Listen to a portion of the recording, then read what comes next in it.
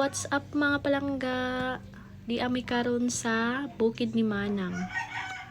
Sulod na mi. Ngita usami ug asa mi magbayad sa among entrance fee. Kada mong buwak o ngayon, mga bumbills. Mujud ni ang tanom sa adto ni mama. Mingaw lang ko. Kadong tawo. Tapos na mi og bayad. 50 pesos lang mga melabs. O, picture na mi. Ito na. Pusing-pusing na siya diha.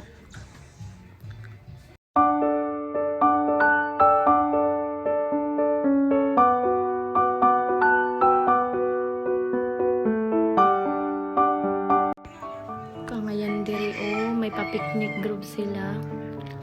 Kangayan tambay-tambayan. Uy, pagkalamig dyan. Hayahay sa kinabuhi. Pampawala sa one stress. Mukatkat nami mga palangga sa Igbaw. I-enjoy lang ninyo. Ayaw mo pagpinsar na. Kapoy. Kay kapoy dyan talaga. Katkatunon. Kailangan magdala mo tubig. Para may naamoy gapoy energy pag abot sa Igbaw. Kalugar sa kuwan. Place. Kangayan sa kuwan. Oh. Diba? Hayahay na pagpababa. Papahuli pa ba mo mga palangga?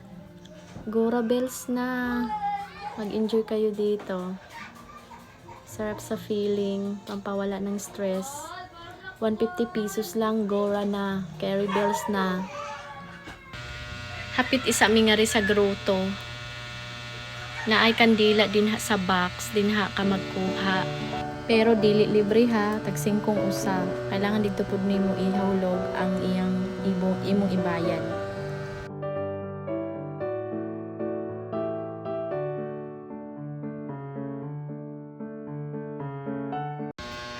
May naapod sila wishing well.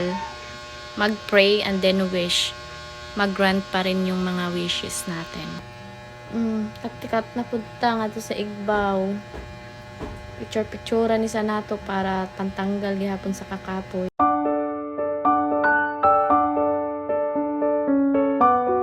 Magian nimo ang mga ngayon na view.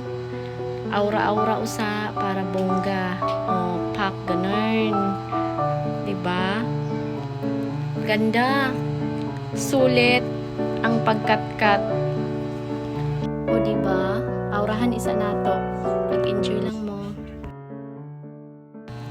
May naapos sila din pa-swing. O, diba? Ang ngayon sa Igbaw. Makita nimo dito tanan sa ubos.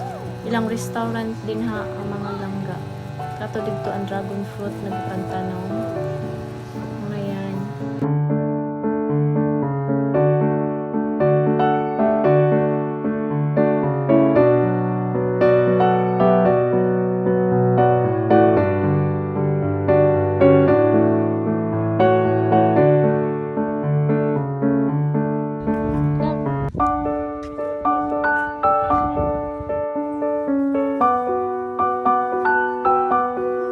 Tambayan isa nato ginagmay. O ngayon, i-enjoy sa nato ang hangin o ang view.